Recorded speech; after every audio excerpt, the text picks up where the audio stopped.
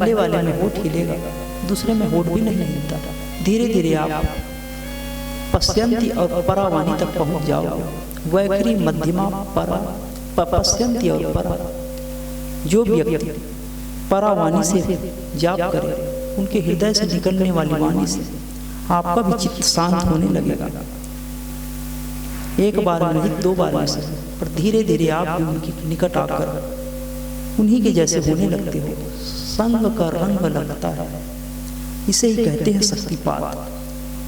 जिस वाणी से वो शक्ति देगा, शक्तिपात के बहुत से तरीके हैं। स्पर्श के द्वारा, वाणी के द्वारा, मंत्रों के द्वारा, संकल्प के द्वारा।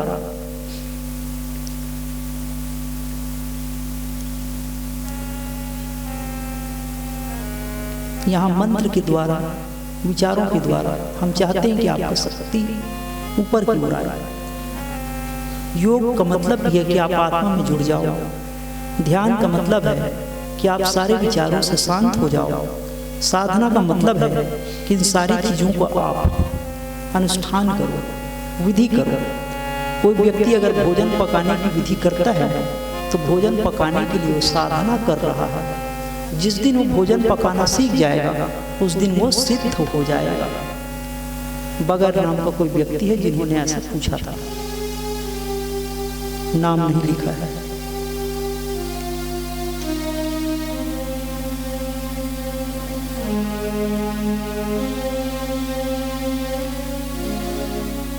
कोई व्यक्ति लिखता है, यह भी बगर नाम का है, शायद बहुत बड़ा आदमी होगा।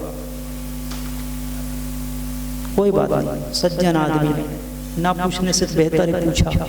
लेकिन मुझे नहीं लगता कि वो सारी वीडियो हमारा देखता है। उसने लिख रखा है कि मैं आपके सभी वीडियो देखता हूँ। यह बात झूठ हुई। सारे वीडियो अगर आप देखते तो आप ये बात समझ जाते कि चक्रों को जागृत करने का तरीका बताया जा रहा है। सुबह से लेकर शाम हो रही है, सभी वीडियो देखते तो हर बार बताया जा रहा है महामंत्र से चक्र जागृत होंगे, शक्तिपात से चक्र जागृत होंगे, क्रियाओं से भी चक्र जागृत होंगे। उसने लिख रखा है चक्र जागृत करने का तरीका, तो हमने बता दिया। आपको अनुष्ठान करनी होगी।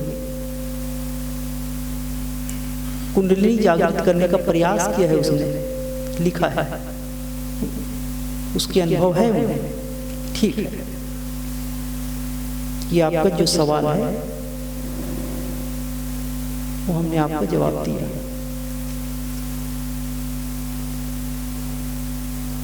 गुरु दीक्षा ली जा सकती है क्या? अगर गुरु उनके जीवित नहीं है तो हाँ, ली जा सकती है।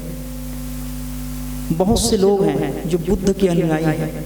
बुद्ध के बाद कोई दूसरा बुद्ध शायद ही हुआ, क्योंकि जो अनुभव बुद्ध ने किया था वो उनके अनुभव थे। आपने गुड़ कभी खाया है?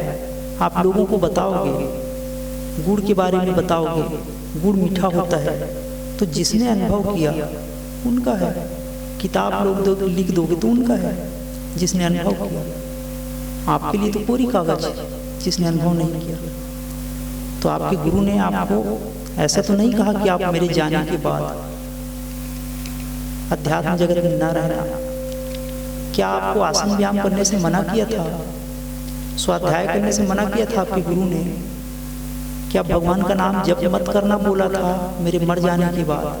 क्या मैं ऐसा बोलूंगा? तो आप ले सकते हो, उसी नाम का सहारा ले सकते हो जिस नाम को आप लिए हो। अगर आपके पास नाम दीक्षा नहीं है तो पुराना वाला गुरु, यह भी गुरु, गुरु की आत्मा को एक कर सकते हो विचारों से। अनुष्ठान में क्या किया जाता है? अनुष्ठान में मंत्र जप, क्रिया योग की निश्चित संख्या में उसे पूर्ण किया जाता है। एक निश्चित स्थान पर बैठकर निश्चित समय में, घर पे नहीं करते हैं। घर में करने से आपके परिवार वाले परेशान हो जाएंगे।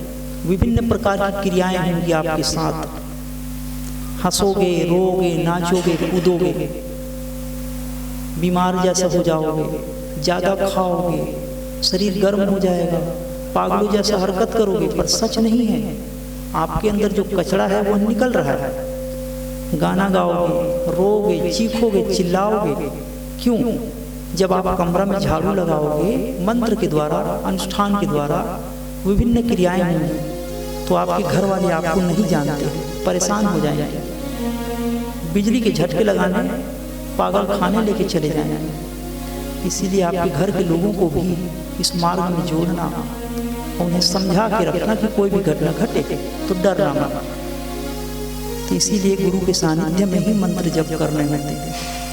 स्वाभाविक नाम जप कभी भी करो, लेकिन विशेष शक्ति जागृत करने की जो विधि है, उसके लिए विशेष कमरा बनाई जाती है, विशेष भोजन तैयार किया जाता है, विशेष नियम है,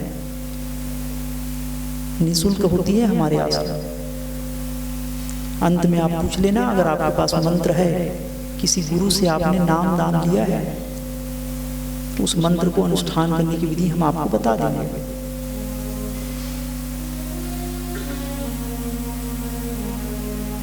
अनुष्ठान के बारे में हमने आपको बता दिया, जो जो लोगों ने पूछा था। सुमेर चंद दहिया, आपको हमने अनुष्ठान की विधि बताया। विशेष संख्या में दीक्षित लोगों को बताते हैं, आपको भी बता देंगे कहीं से भी दीक्षा लिया हुआ। भगवान शिष्य हूँ और कोई ऐसा जानना चाहता हूँ, मुझे बात आपकी समझ में नहीं आई। बगैर नाम का सज्जन, नाम नहीं लिखा है, भगवान का शिष्य हूँ और कोई ऐसा सकाल नहीं पूछना चाहता हूँ। अच्छा, भगवान का शिष्य है, ऐसा कोई सवाल पूछना नहीं चाहता है, केवल मैं जानना चाहता हूँ कि क्या मैं गुरु बदल सकता हूँ, क्योंकि उनके नाम दान में, हाँ, ये मैं अब कह ही रहा था, मेरे जहन पे आया था ये बात। कोई पूछ रहा था कि मंत्र जप क्यों करें, हमने तो आपको बीज मंत्र बताया। बहुत लोग तो 5-5 नाम बताते हैं, हर एक नाम के लिए समय नहीं मिलता, 5 नाम के लिए कहाँ समय दें। एक भगवान को याद करते ही थक जाते हैं लोग। अब अचानक आपके मन में बैठ, आप क्यों खड़े हो?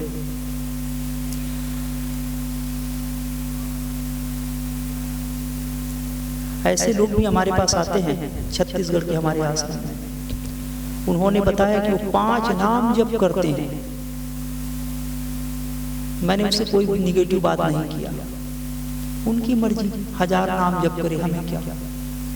5 गुरु कर रखे, हमें क्या? हमसे जब पूछे तो हम प्रेम से बताएंगे कि बेटा ऐसा नहीं, ऐसा होता है। तो कैसा होता है? एक नाम को अगर आपने 1 करोड़ बार जप कर लिया, एक को साध लो तो सब सज जाएगा, और सबको साधोगे तो सब चला जाएगा। एक नाम अगर आपने सिद्ध कर लिया, कोई तो कह रहा है कि नाम हम करे ही क्यों, हमें तो नाम से मुक्त होना है ना, हमें तो निर्विकार पर ब्रह्म में जाना है। अब अगला आदमी 5 नाम थमा रहा है और यह एक को भी, एक अक्षर को भी करने में हिचकिचा रहा है। तो दोनों को विचार को मिक्स करो आप। वो 5 दे रहे हैं, हम 1 दे रहे हैं, उसे भी विरोध है। तो आप ऐसा करो, नाम से आप बेनाम तक चले आना, या यूं कहो सारे नाम तो उन्हीं के हैं, पर एक नाम को भजो, फिर आप उस नाम के अर्थ में डूब जाना। तो 5 नाम के बजाय आप 1 नाम को कर लो। वैसे ज्यादातर लोगों ने 1 नाम ही करा है, और यूं कहो 1 नाम भी नहीं करा। नाम जहां से उठता है उस नाम में खो जाते हैं, उसी के हो जाते हैं। शब्दों से उसको बयान नहीं किया जा सकता। कोई उसे अल्लाह कहता है, कोई उसे गुरु कहता है, कोई उसे हरि कहता है, कोई उसे शिव कहता है। वह एक माध्यम है। सच तो यह है कि आपको नाम रूप से ऊपर आना है। तो 5 क्यों करो, 1 कर लो। लंबी मोटी चौड़ी किताब क्यों पढ़ो, सारगर भी पढ़ो, उनसे भी छोटा 2 अक्षर, उनसे भी छोटा 1 अक्षर।